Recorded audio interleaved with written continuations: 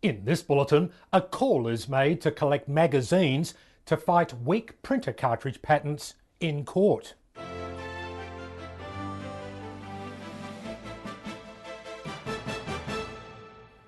Hello, I'm David Gibbons and here is the news. Veteran imaging expert Art Diamond has called upon the printer cartridge remanufacturing industry in North America to pull their copies of the former Recharger magazine.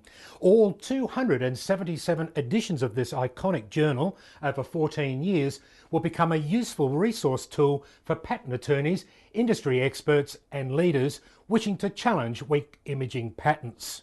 Well-known industry identities including Phyllis Gergovich, Steve Michelin and Nestor Saporiti have quickly rallied to Diamond's call. The collection will be housed at the Graphic Communication Department of the California Polytechnic State University. Better known as Cal Poly and situated close to Silicon Valley, it boasts the world's largest graphic arts library. Dr. Harvey Levinson is Professor Emeritus at Cal Poly and he joins me online. Greetings, Dr. Levinson. Well, hello, David. Dr. Levinson, how important to Cal Poly are donations of imaging resources like the former Recharger magazine? Absolutely important. You have to understand that the university's responsibility is to be a repository for the various disciplines that are taught at the university.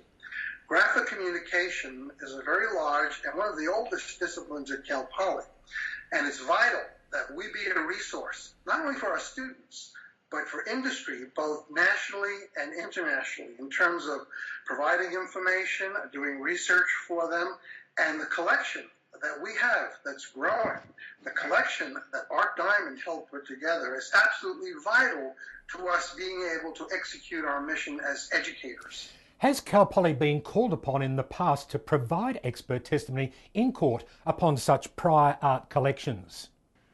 Okay, it's very important that you and your viewers understand that the university does not go to court.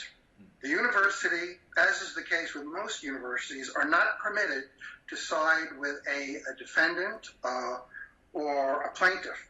Therefore, the collection that we have would not per se be what the university would use to help, defend someone in court.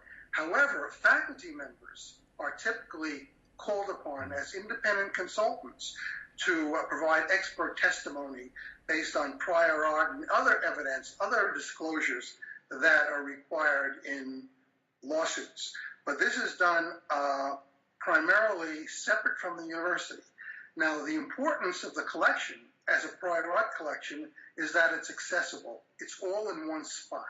If any faculty member who participates independently as an expert witness wants to review the files and go through the publications, the books, the magazines, the journals, they're all there in one spot and it's convenient.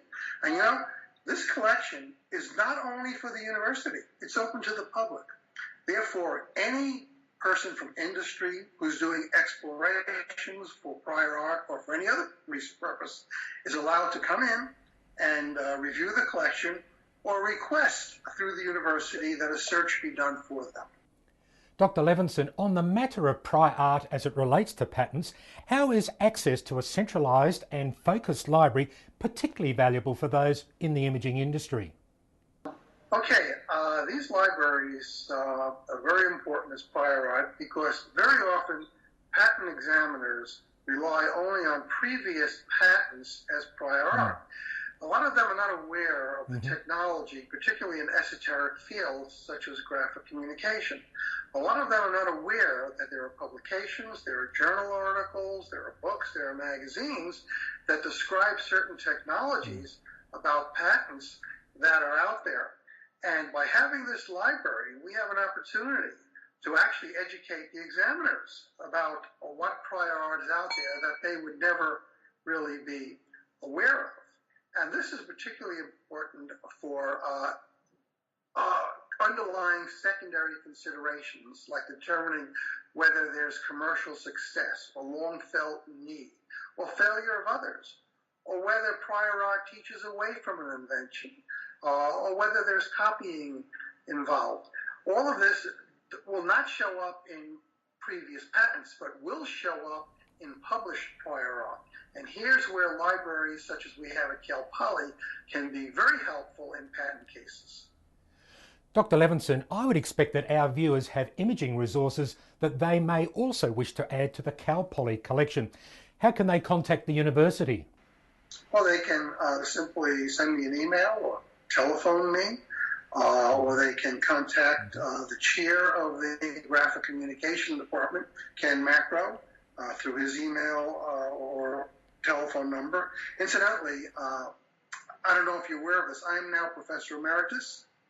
I had retired from Cal Poly after over 30 years as being the head or the chair, the longest sitting head or chair in the history of the Cal Poly or the entire university system here in California. But I'm still very actively involved and involved with the university. I still do a lot of expert witness work for the industry. But either contact me or the chair of the department and we'll be able to provide assistance with donations or even collect the information that people are looking for. Thanks for joining me, Dr. Levinson. And Dr. Levinson will be speaking at the RT Imaging Summit and Expo in Las Vegas in May this year. And he is featured in this month's edition of Recycling Times magazine. And for more breaking news, visit irecyclingtimes.com. See you tomorrow with more breaking news. I'm David Gibbons.